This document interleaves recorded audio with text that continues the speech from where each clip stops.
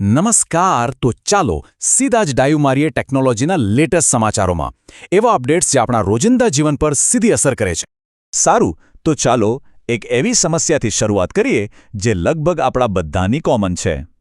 ઘણીવાર એવું થાય છે ને કે એક ભરોસાપાત્ર રાઇડ શોધવી અને એ પણ વ્યાજબી ભાવે. કેટલું મુશ્કેલ બની જાય છે. તો હવે જુઓ, ભારતમાં ટેક્સી બુકિંગની દુનિયામાં એક નવો ખેલાડી આવી ગયો છે. ભારત ટેક્સી, એક સરકારી સમર્થિત એપ જે સીધી રીતે માર્કેટના મોટા પ્લેયર્સને ચેલેન્જ કરવા માટે તૈયાર છે. અને આની સૌથી મોટી વાત શું છે ખબર છે? કોઈ સર્જ પ્રાઇસિંગ નહીં, મતલબ કે પીક અવર્સમાં ભાવ વધવાની ચિંતા નહીં. અને હા, ડ્રાઈવરો માટે પણ કમિશન ઓછું છે. આનો સીધો ફાયદો આપણને એટલે કે મુસાફરોને થશે. એકદમ ભરોસાપાત્ર અને કદાચ સસ્તી રાઇડ પણ મળી શકે. આ એપ બંને પ્લેટફોર્મ પર અવેલેબલ છે, પણ એક વાત ખાસ ધ્યાનમાં રાખવા જેવી છે. એન્ડ્રોઇડ પર એનું નામ છે બી ટેક્સી, જ્યારે એપલ એપ સ્ટોર પર એ મૂવિંગ ટેક નામે જોવા મળશે. એટલે કન્ફ્યુઝ ના થતા. ઓકે, તો એપ્સની વાત તો થઈ. હવે જરા એ ડિવાઇસ પર ફોકસ કરીએ જે આપણા બધાના હાથમાં 24 કલાક રહે છે, આપણો સ્માર્ટફોન. અને વાત કરીએ સેમસંગની, કારણ કે ત્યાંથી બે એવા જબરજસ્ત લીક્સ આવ્યા છે ને જે કદાચ સ્માર્ટફોનનો આખો કોન્સેપ્ટ જ બદલી નાખશે. તો પહેલી વાત, અને આ તો ખરેખર માઇન્ડ બ્લોઈંગ છે, બેટરી લાઈફ. જરા વિચારો, 20,000 mAhની બેટરી.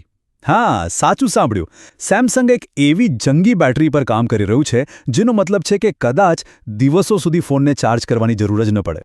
પણ હવે સવાલ એ થાય કે આટલી મોટી બેટરી ફોનમાં ફિટ કેવી રીતે થશે, બરાબર? તો સેમસંગનો આઈડિયા ખરેખર સ્માર્ટ છે. એ લોકો એક મોટી બેટરીને બદલે બે અલગ અલગ સેલને જોડી રહ્યા છે. એક 12,000 મિલિએમ્પિયરનો અને બીજો 8,000 મિલિએમ્પિયરનો. બંને મળીને આ જાદુઈ આંકડો બનાવે છે. અને બીજું મોટું અપડેટ પ્રાઇવસી માટે છે. ઘણીવાર પબ્લિકમાં ફોન વાપરતી વખતે એવું લાગે ને કે બાજુવાળા આપણી સ્ક્રીનમાં જ જોઈ રહ્યા છે. તો બસ એ સમસ્યાનું સોલ્યુશન આવી રહ્યું છે. એવી અફવા છે કે ગેલેક્સી S26 અલ્ટ્રામાં એક બિલ્ટ ઇન પ્રાઇવસી ડિસ્પ્લે હશે. આનો મતલબ શું? મતલબ કે હવે પેલા અલગથી પ્રાઇવસી સ્ક્રીન પ્રોટેક્ટર લગાવવાની માથાકૂટ જ નહીં. બસ સોફ્ટવેરમાં જ એક ઓપ્શન હશે. એક જ ટેપ કરો અને બૂમ! આપણી સ્ક્રીન આપણી પોતાની, બાજુવાળાને કંઈ જ નહીં દેખાય. સારું, તો ફોન તો એકદમ સ્માર્ટ થઈ રહ્યા છે, પણ રોબોટ્સનું શું? શું એ પણ એટલા જ સ્માર્ટ છે? વેલ, હમણાં જ હ્યુમનોઇડ રોબોટિક્સની દુનિયામાંથી એક એવો કિસ્સો સામે આવ્યો છે ને જે ખરેખર વિચારવા જેવો છે. એક વિડિયો વાયરલ થયો છે જેમાં એક રોબોટ ભૂલથી એના ટ્રેનરને લાત મારી દે છે. હવે સામાન્ય રીતે શું થવું જોઈએ? રોબોટ અટકી જાય, માફી માંગે, કંઈક એવું. પણ ના, અહીં તો ઉલટું થયું. એ રોબોટ એના ટ્રેનરને જે દર્દ થયું ને એની જ નકલ કરવા લાગ્યો.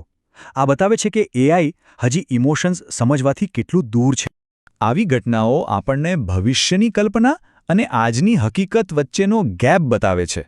તો ચાલો હવે ફરીથી એવા સમાચારો પર આવીએ જે આપણી આજની દુનિયા સાથે સીધા જોડાયેલા છે. જે લોકો સ્પીડના શોખીન છે એમના માટે સારા સમાચાર છે. ભારતમાં 5G નેટવર્ક એકદમ રોકેટ સ્પીડે વધી રહ્યું છે. ખાલી ડિસેમ્બર મહિનામાં જ 4,000 કરતાં પણ વધારે નવા 5G બેઝ સ્ટેશન ઇન્સ્ટોલ થયા છે. એટલે હવે ટોટલ આંકડો 51,850ને પણ પાર કરી ગયો છે. મતલબ કે હાઈ સ્પીડ ઇન્ટરનેટ હવે દેશના ખૂણે ખૂણે પહોંચી રહ્યું છે. અને જો કોઈ નવો ફોન લેવાનું પ્લાનિંગ કરી રહ્યો હોય તો જરા ધ્યાન આપજો.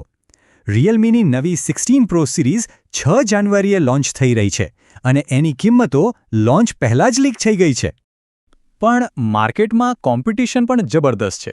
રિયલમી પછી તરત જ 8 જાન્યુઆરીએ ઓપ્પો પણ પોતાની રીનો 15 સિરીઝ લોન્ચ કરી રહ્યું છે. અને એના પ્રો મેક્સ મોડેલના જે સ્પેક્સ સામે આવ્યા છે એ તો સાચે જ પાવર પેક્ડ છે. અને હવે એક ખૂબ જ અગત્યની વાત. જે લોકો OnePlus ફોન વાપરી રહ્યા છે એમના માટે આ ખાસ એલર્ટ છે. વાત એમ છે કે OnePlusના લેટેસ્ટ ઓક્સિજન OS અપડેટમાં કેટલીક ગંભીર સમસ્યાઓ આવી રહી છે. એમના ઓફિશિયલ ફોરમ પર લોકો ફરિયાદ કરી રહ્યા છે કે કોલ ડ્રોપ થઈ જાય છે અને સ્ક્રીન પણ ફ્લિકર કરી રહી છે. આ બહુ મોટી સમસ્યાઓ છે. એટલે અત્યારે સલાહ એ જ છે કે ભલે અપડેટનું નોટિફિકેશન આવે તરત જ ઇન્સ્ટોલ કરવાની ઉતાવળ ન કરતા ઓછામાં ઓછા 15-20 દિવસ રાહ જુઓ. આટલા સમયમાં કદાચ કંપની આ બધી સમસ્યાઓને સુધારવા માટે નવું અપડેટ બહાર પાડી દેશે. તો આ બધી વાત પછી એક સવાલ મનમાં જરૂર આવે. ટેકનોલોજી જેટલી ઝડપથી આગળ વધી રહી છે એમાં આપણે શું કરવું જોઈએ? શું દરેક નવી ટેકનોલોજી આવતાની સાથે જ એને અપનાવી લેવી જોઈએ, જેને અર્લી એડોપ્ટર કહેવાય? કે પછી થોડું રોકાઈને સમજી વિચારીને સાવચેતીથી આગળ વધવું વધુ સારું છે? આના પર વિચારવા જેવું ખરું?